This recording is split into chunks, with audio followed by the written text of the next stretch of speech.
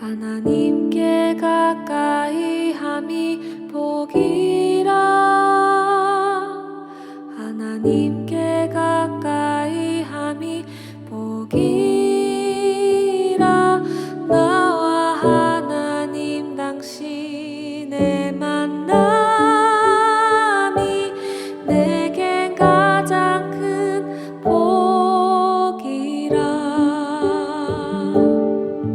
하나님께 가까이 함이 복이라.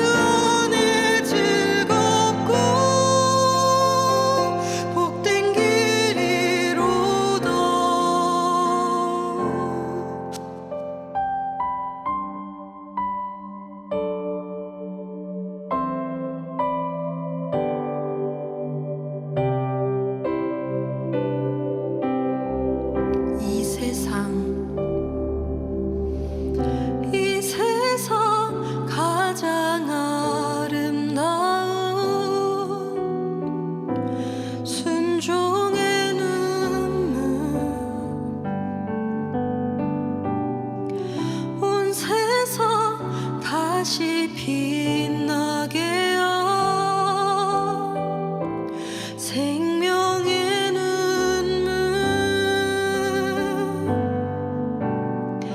그가 이 땅에 오신 이유 죽어야 살게 되고 져야만 승리하는 놀랍고 영원한 신비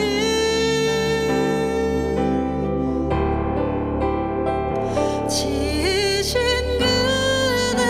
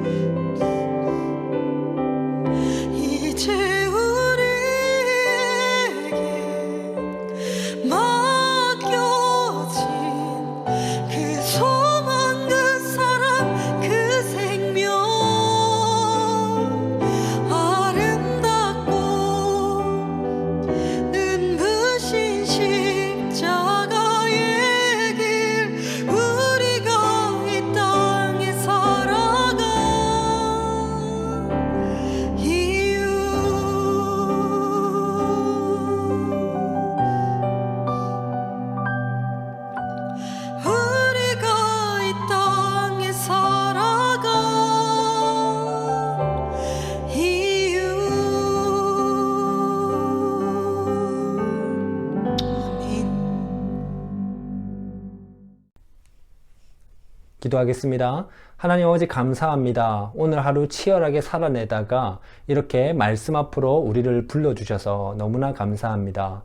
이 시간 하나님의 말씀을 들을 텐데 하나님 말씀에 집중할 수 있도록 인도하여 주시고 또 그 말씀이 내 마음속 깊이 새겨지기를 원합니다. 더 나아가 새겨진 그 말씀에 믿고 순종할 수 있도록 믿음을 허락하여 주시고 하나님께서 주신 믿음을 가지고 오늘 하루도 또 앞으로도 말씀을 내 삶에 적용하면서 내 모습에 적용하면서 그 말씀대로 순종하며 살아낼 수 있는 참 하나님의 백성이 될 수 있도록 참 성도가 될 수 있도록 도와 주시옵소서. 시작하는 시간입니다. 마치는 시간까지 하나님께서 함께하여 주시고 온전히 하나님의 말씀에만 집중할 수 있는 귀한 시간 될 수 있도록 도와 주시옵소서. 더 나아가 마땅히 기도해야 할 바를 깨닫고 말씀 앞에서 기도하는 시간이 될 수 있도록 인도하여 주시옵소서. 감사합니다. 예수님 이름으로 기도합니다. 아멘. 제8장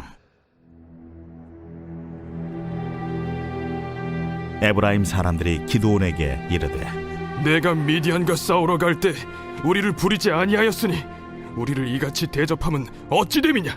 하고 그와 크게 다투는지라. 기드온이 그들에게 이르되 내가 이제 행한 일이 너희가 한 것에 비교되겠느냐?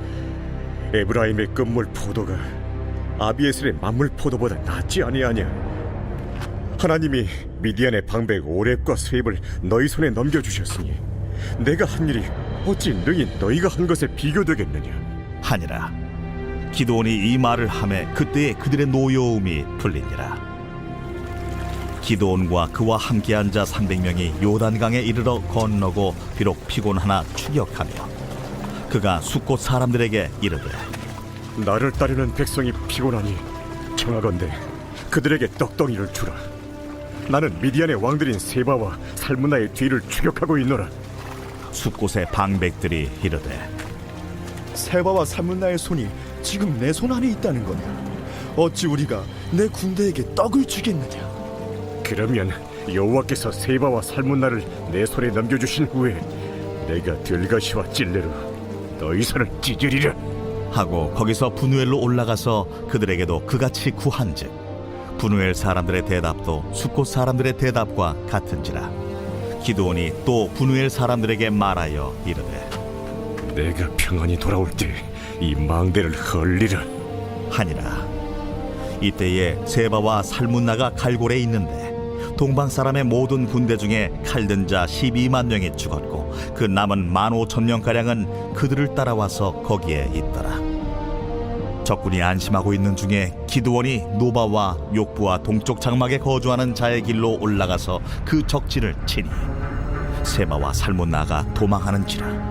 기드온이 그들의 뒤를 추격하여 미디안의 두 왕 세바와 살문나를 사로잡고 그 온 진영을 격파하니라. 요아스의 아들 기드온이 헤레스 비탈 전장에서 돌아오다가 숫곳 사람 중 한 소년을 잡아 그를 신문하매 그가 숫곳의 방백들과 장로들 77명을 그에게 적어준지라. 기드온이 숫곳 사람들에게 이르러 말하되 너희가 전에 나를 희롱하여 이르기를 세바와 살문나의 손이 지금 내 손 안에 있다는 거냐? 어찌 우리가 내 피곤한 사람들에게 떡을 주겠느냐 한 그 세바와 살문나를 보라. 하고 그 성읍의 장로들을 붙잡아 들가시와 찔레로 숫곳 사람들을 징벌하고 분우엘 망대를 헐며 그 성읍 사람들을 죽이니라. 이에 그가 세바와 살문나에게 말하되 너희가 다불에서 죽인 자들은 어떤 사람들이더냐? 그들이 너와 같아서 하나같이 왕자들의 모습과 같더라. 그들은 내 형제들이며 내 어머니 아들들이니라. 여호와께서 살아계심을 두고 맹세하노니 너희가 만일 그들을 살렸더라면 나도 너희를 죽이지 아니하였으리라. 하고 그의 맏아들 여델에게 이르되 일어나 그들을 죽이라. 하였으나 그 소년이 그의 칼을 빼지 못하였으니 이는 아직 어려서 두려워함이었더라. 세바와 살문나가 이르되 내가 일어나 우리를 치라. 사람이 어떠하면 그의 힘도 그러하니라. 하니 기드온이 일어나 세바와 살문나를 죽이고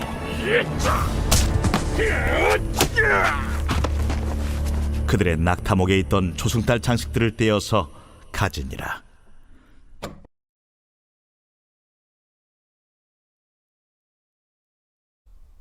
반갑습니다. 하늘그림교회 성도 여러분, 우리는 지난주 금요일부터 계속해서 사사 기드온에 대한 내용의 말씀을 묵상하고 있습니다. 하나님은 부르짖으며 회개하는 이스라엘을 위해서 기드온이라는 사람을 사사로 세우셨습니다. 지난주일에 우리가 말씀을 들었듯이 하나님은 이미 대단한 사람을 사사로 세우신 것이 아니었습니다. 한없이 연약하고 한없이 부족한 자를 들어서 하나님께서 사용하시는 것인데, 그것은 하나님의 뜻과 목적을 이 세상에 드러내기 위함이었습니다. 사람을 통해서 하나님의 구원의 은혜를 이 세상에 드러내기 위한 것이 하나님의 뜻이면서 하나님의 목적이었습니다. 그래서 하나님은 13만 5천 명이라는 미디안 대적을 무찌르기 위해서 이제 기드온에게 명령을 하시는데 300명만 뽑으라고 말씀을 하십니다. 13만 5천 명과 싸우기 위해서 300명만 모집하라는 말씀을 듣고 그대로 순종한 기드온도 참 대단한 것 같고, 또 이 전쟁에 나가기 위해서 그 300명에 뽑히기 위해서 지원한 자들도 참 대단하다는 생각이 듭니다. 어쨌든 하나님은 이 기드온과 또 300명으로 미디안 대군 13만 5천 명을 무찌르게 되는데, 오늘 본문은 이 전쟁의 마지막 부분을 보여주고 있습니다. 하나님의 구원의 은혜가 주어진 이면에 드러나게 되는 인간의 한 모습을 보여주고 있습니다. 기드온은 미디안을 무찌르면서 다른 지파들에게 와서 도우라고 명령을 했었습니다. 7장 23절에 보면 이스라엘 사람들은 납달리와 아셀과 온 므낫세에서부터 부름을 받고 미디안을 추격하였더라. 그리고 24절에 기드온이 사자들을 보내서 에브라임 온 산지로 두루 다니게 하여 이르기를 내려와서 미디안을 치고 그들을 앞질러 벳바라와 요단강에 이르는 수로를 점령하라 하매. 그런데 문제가 여기서 하나가 생겼습니다. 에브라임 지파가 기드온에게 따지기 시작한 것입니다. 왜 처음부터 자기들을 부르지 않았냐는 것입니다. 처음부터 이 전쟁에 참여했다면 우리가 안 그래도 많은 결과를 낼 수 있었는데, 처음부터 우리가 왔었으면 더 큰 전과를 올렸을 것 아니냐 하는 것입니다.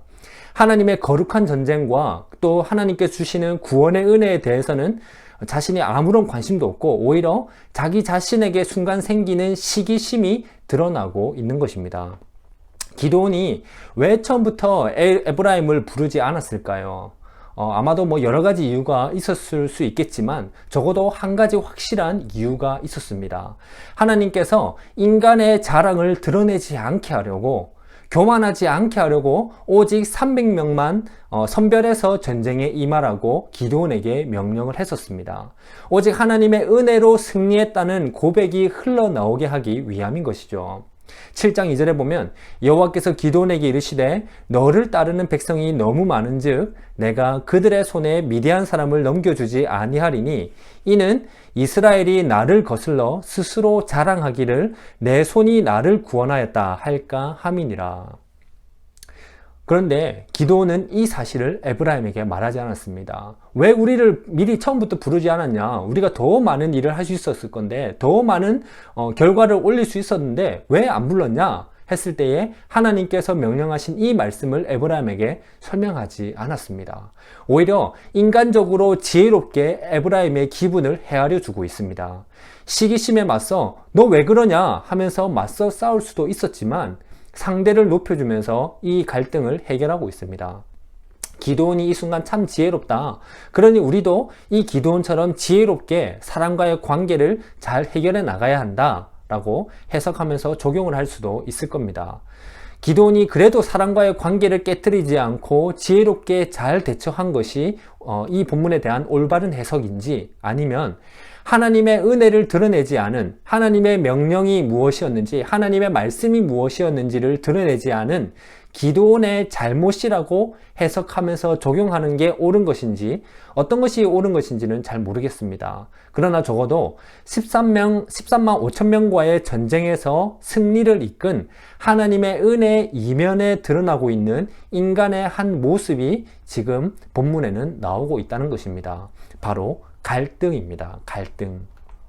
지난주 우리는 이제 묵상한 사사 드보라의 내용을 다시 한 번 더 생각해 보면 사사 드보라의 그 전쟁을 통해서 모든 11지파들이 다 함께 전쟁에 임한 것은 아니었습니다. 몇몇 지파는 함께 하지 않았죠. 기드온 때도 모든 지파들이 도운 것은 아니었습니다. 그리고 도왔다고 하는 지파 가운데서도 에브라임 지파와의 갈등도 생기게 되었습니다. 에브라임 지파가 이렇게 갈등을 일으키면서 또 불만을 내뿜으면서 시기심을 드러내는 이유가 있습니다. 에브라임과 므낫세는 원래 요셉의 두 아들이었습니다. 그러니까 굳이 따지면 한 엄마 안에서 태어난 두 같은 피를 가진 형제라는 것이죠. 그리고 기드온이 바로 이 므낫세 지파 출신입니다. 즉 이런 중요한 전쟁에 우리 형제된 므낫세 지파의 기드온 당신은 왜 형제인 우리 지파, 에브라임 지파를 먼저 부르지 않았냐? 당연히 먼저 불러서 좋은 결과를 내는 것이 마땅한 것이 아니냐 하는 그런 갈등이었던 것입니다. 여러분, 에브라임 지파는 이뿐만이 아니라 자부심도 참 강했던 지파였습니다. 왜냐하면 가나안 땅을 하나님께서 가르쳐 주신 제비뽑기로 뽑았을 때에 하나님의 은혜로 인해서 가나안 땅 정중앙에 있는 땅을 분배받아서 살게 되었습니다. 그러다 보니까 외부로부터의 적의 공격을 참 적게 받게 되었고 또 별로 큰 문제도 일으키지 않은 지파였던 것입니다. 무엇보다도 가나안 정복의 최 앞에서 가장 먼저 앞장섰던 위대한 지도자 여호수아를 배출했던 지파가 바로 에브라임 지파였던 것입니다. 그러니 자기 자신들의 지파에 대해서 자부심이 아주 강했던 것입니다. 그런데 왜 전쟁 처음이 아니라 맨 끝부분에 마지막 뒤처리 정도 하는 것으로 우리를 불렀냐 하면서 지금 불만을 드러내고 있는 것입니다. 우리는 당연히 능력도 있고 힘도 있고 또 우리가 정말로 잘할 수 있는 건데 왜 이제서야 불렀냐? 충분히 그렇게 말할 수 있는 입장인 것이죠. 하나님의 은혜 앞에서 자부심으로 인해 시기심이 지금 드러난 것입니다. 불행인지 다행인지 기드온은 지혜롭게 이 순간을 잘 넘겼지만 이런 모습은 여기서만이 아니라 에브라임의 이런 모습은 이후에 또 지파들 간의 갈등으로 나타나게 됩니다. 사사기 10장부터 사사 입다라는 사람이 등장하게 되는데 12장에 가면 에브라임 지파가 이 사사 입다에게 또 불만을 드러내는 장면이 나오게 됩니다. 12장 1절에 보면 에브라임 사람들이 모여 북쪽으로 가서 입다에게 이르되 네가 암몬 자손과 싸우러 건너갈 때에 어찌하여 우리를 불러 너와 함께 가게 하지 아니하였느냐? 우리가 반드시 너와 내 집을 불사르리라 하니. 기드온은 이런 불만을 인간적인 지혜로 부드럽게 잘 넘겼다면 사사 입다는 그렇게 하지 않았습니다. 달랐습니다. 그냥 그대로 박살을 내버렸습니다. 여기에서도 이미 갈등이 묻어나고 있었습니다. 이후에 12장 4절에 보면 에브라임의 말이 너희 길르앗 사람은 그 사사 입다 출신이죠. 길르앗 사람은 본래 에브라임에서 도망한 자로서 에브라임과 므낫세 중에 있다 하였습니다. 에브라임 사람들이 길르앗 사람을 생각할 때에 우리 지파의 변절자나 또는 아니면 우리 지파에서 도망한 자들로 구성된 사람들이 바로 길르앗 사람들, 사사 입다, 당신 가족들, 당신의 지파 사람들이다 라고 하면서 당신의 신분은 순수한 혈통이 아니라 천한 신분이다, 천박한 자들이다 라는 인식을 늘 에브라임 지파가 가지고 있었다는 것입니다. 이 말은 곧 이스라엘 공동체 내에 지파 간의 갈등이 이미 있었다는 것을 한 예로 보여주는 것이죠.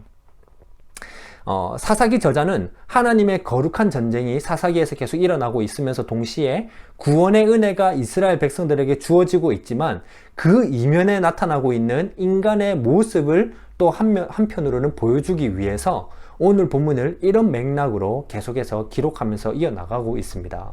그래서 8장에는 하나님이 드러나지 않습니다. 하나님이 나타나지 않습니다. 물론 기드온이 나중에 하나님을 잠깐 언급은 하기는 하지만 하나님께서 직접 나타나서 하시는 말씀은 아닙니다.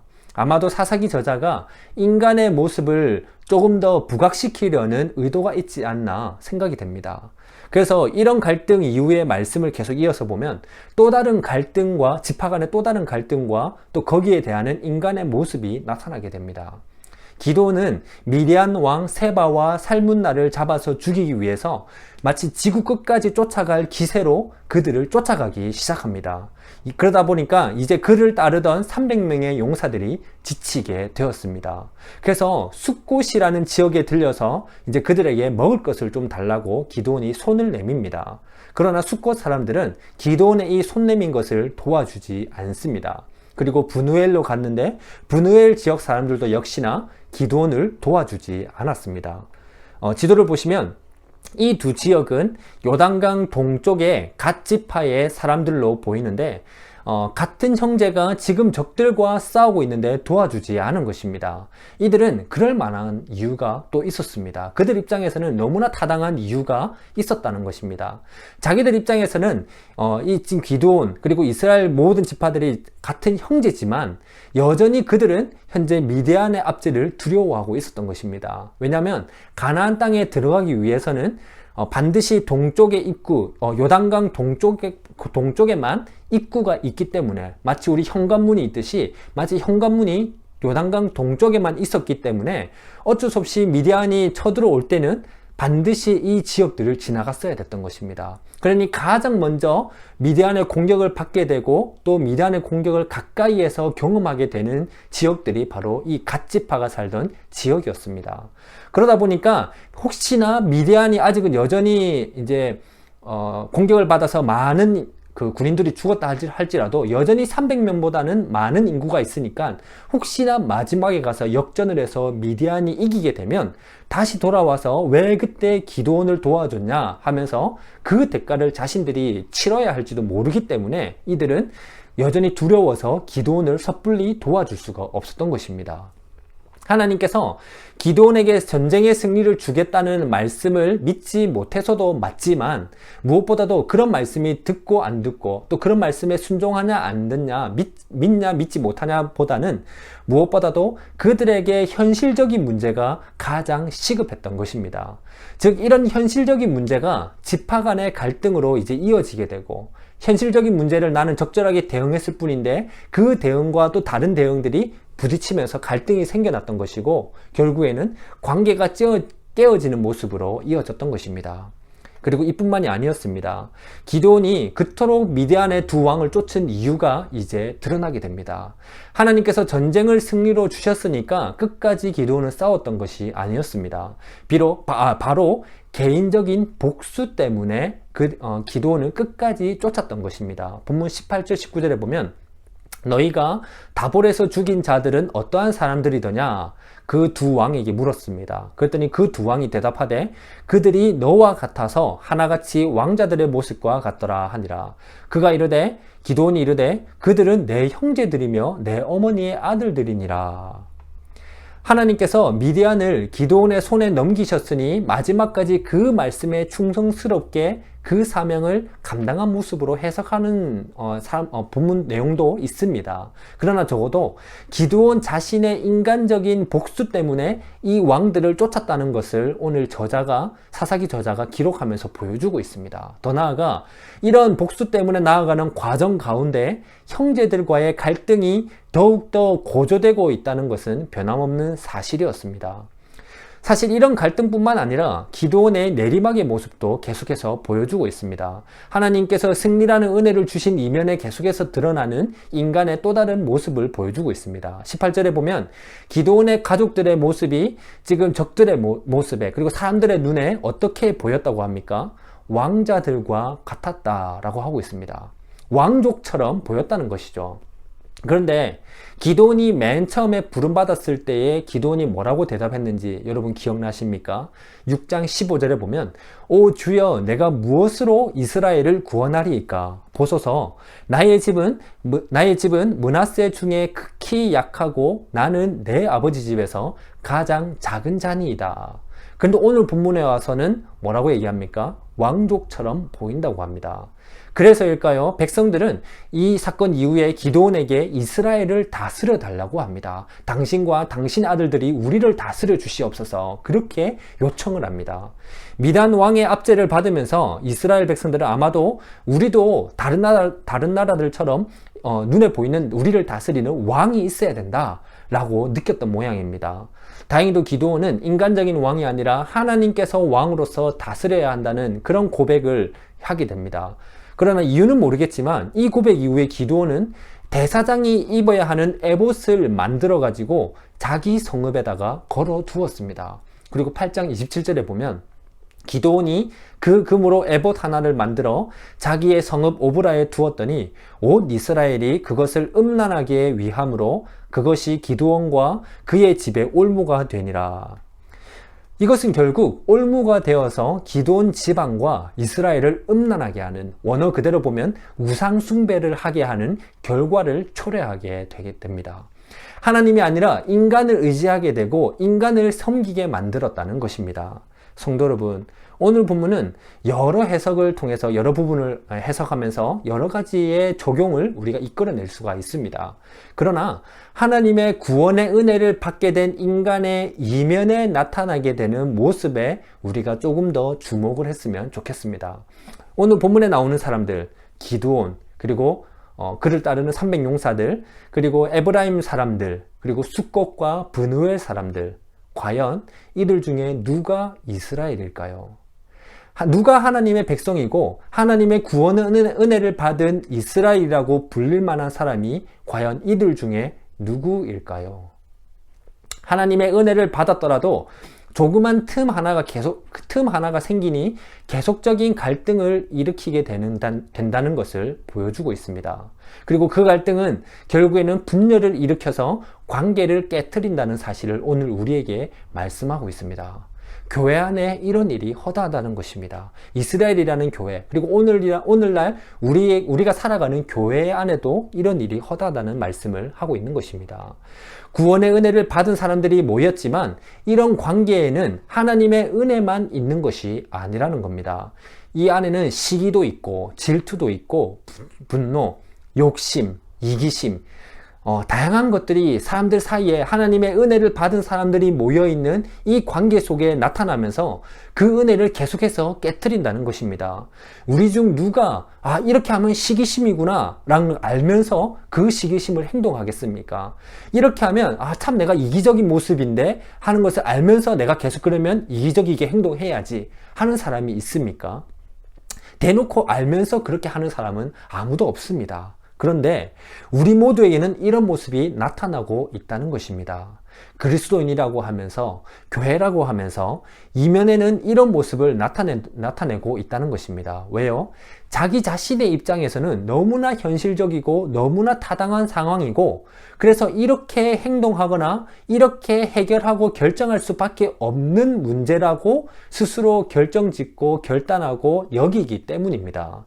에브라임 사람들은 우리가 힘이 있는데 왜 우리를 안 불려내는 겁니다. 우리가 그런 혈통이고 당연히 할 수 있는 능력도 있다고 생각하는데, 우리가 언제든지 대기하고 있는데, 마치 5분 대기조처럼 언제든지 대기하고 있는데 왜 안 불렀냐 하는 것입니다. 숫꽃과 분노의 사람들도 가운데 처해 있는 상황이기 때문에 늘 처음에 공격을 받고 또 날마다 이리 치고 저리 치는 위치다 보니까 중간에서 너무나 난처하니까 어느 한쪽을 들어줄 수 없는 상황이다, 그렇게 얘기하는 것입니다.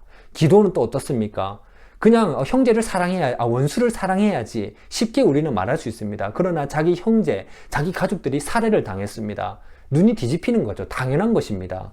그래서 그들을 미친 듯이 쫓아가서 복수하려고 하는 것입니다. 충분히 그들 입장에서는 다 이해가 되는 결정이고 행동이라고 할 수도 있습니다.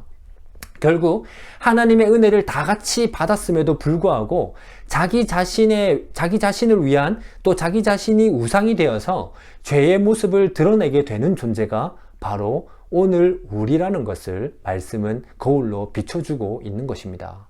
하나님께서 그런 사람들을 다 모아놓은 것이 바로 교회입니다. 그래서 교회는 어쩔 수 없이 완벽할 수가 없는 것입니다. 건강하지 못한 죄인들이 은혜로 구원받은 곳이기 때문에, 또 그런 건강하지 못한 자들이 모여있는 곳이기 때문에 그 자체로는 완벽할 수가 없는 것이죠. 그러니 우리가 저 사람을 보면서 마음에 들지 않고 여러 가지 또 부딪히는 사람이지만 친절한 웃음은 언제든지 내가 날려줄 수 있습니다. 100만 불짜리 미소를 언제든지 날려줄 수가 있죠. 그러나 저 사람과 하나라는 것은 내가 마음에서부터 쉽게 용납을 할 수가 없는 것입니다. 그냥 표정에서만 그렇게 할 수 있는 것이죠. 저 사람은 너무 욕심이 많아.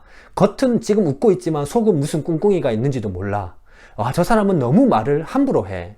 적당한 거리는 우리가 그래서 유지는 할 수 있지만 하나가 되어야 할 필요까지는 우리가 느끼지 못하고 있다는 것을 우리가 깨달아야 한다는 것입니다. 성도 여러분, 우리 모두는 그 어떤 공통점도 없고 또 절대로 하나가 될 수도 없고 어느 정도만 이해하지 그 이상은 저 사람을 이해하려고 하지도 않고 이해하지도 못하고 그래서 결국에는 나랑 잘 맞는 사람들끼리 끼리끼리 될 수밖에 없는 존재인 것입니다. 그러나 여러분, 이렇게 모난 우리 모두에게 공통점이 딱 하나 있습니다. 딱 하나밖에 없습니다. 무엇일까요? 바로 하나님의 은혜로 구원받은 죄인이라는 사실입니다. 이스라엘의 모든 지파들이 다 성향이 다릅니다. 야곱에게 모든 아들들이 이제 축복과 또 그 말씀을 들을 때 저마다 다 다르게 받았습니다. 그러나 그들 모두는 똑같은 하나의 공통점이 있었던 것이죠. 하나님의 선택을 받은, 구원의 은혜를 받은 이스라엘이라는 한 민족이라는 것입니다. 우리 모두도 마찬가지인 거죠. 저마다 모두 다릅니다. 성향도 다르고 생긴 것도 다르고 좋아하는 것, 똑같은 일을 하나 하자 해도 그 하나의 일에 대해서 여러 가지 반응을 나타내는 게 오늘날 교회의 모습이라는 것이죠. 너무나 다릅니다. 하나 되는 것이 참 힘들죠. 그러나 딱 하나 공통점, 우리 모두가 하나님의 은혜로 구원받은 죄인이라는 사실인 것입니다. 나와 너무나 다른 사람과 하나가 된다는 것은 분명히 너무나 어려운 일인 것입니다. 저 사람과 교제하는 것은 정말로 어려운 일입니다. 그렇지만 여러분, 불가능한 것은 아닙니다. 어려운 것일 뿐이지 불가능한 것은 아니라는 것입니다. 내가 하나님께 무엇을 받았는지 진정으로 깨닫게 될 때에 우리는 나와 같은 사랑을, 하나님의 사랑을 받은 저 사람의 허물과 약점을 그제서야 이해할 수가 있게 되는 것이고, 손을 내밀 수 있게 되는 것이고, 용납할 수 있게 되고, 이해할 수 있게 되고, 그렇게 조금씩 하나가 되는 것입니다. 이게 바로 하나님의 구원의 은혜를 받은 이스라엘이 보여야 했던 모습이었던 것이고, 오늘 교회된 우리 모두가 지향해야 할 모습인 것입니다. 성도 여러분, 말씀을 맺겠습니다. 하나님의 구원의 은혜를 받은 이스라엘이지만 그 이면에 묻어나는 인간의 연약함으로 인해 갈등이 결국 생겨나게 되고 서로를 용납하지 못해 결국 형제끼리 전쟁까지 하게 되었습니다. 뿐만 아니라 하나님과의 관계까지 깨어지게 되었습니다. 하나님의 구원의 은혜는 항상 이스라엘, 즉 이스라엘이라는 한 공동체를 향했는데 그들이 서로 이해하지 못하며 또 서로 맞지 않다며 서로 차이가 난다면서 서로 다르다면서 하나님께서 주신 은혜를 온전히 누리지 못했습니다. 그 갈등이 조금씩 나타나면서 톱니바퀴처럼 이제 더 그 갈등들이 맞물리면서 더 크게 큰 사건으로 펼쳐지는 모습을 보여주고 있습니다. 오늘 성령이 내 안에 거하시는 나 자신이라는 교회는 하나님과의 관계에서 어떻습니까? 여러분의 가족이라는 교회는 또 어떻고, 목장이라는 교회는 어떻고, 그리고 우리 하늘 그림 교회는 어떻습니까? 오늘 말씀 앞에 나의 죄된 모습을 먼저 깨트리시기를 원하고 깨어진 관계를 회복하는 시간이 되기를 바랍니다. 나를 이해하고 용납하시는 하나님의 사랑을 먼저 깨달아서 그 사랑 안에서 저 사람을, 저 성도를, 우리 가족을 이해하고 용납하면서 사랑할 수 있는 저와 여러분이 되기를 소망합니다. 우리 함께 기도의 자리로 나아가겠습니다.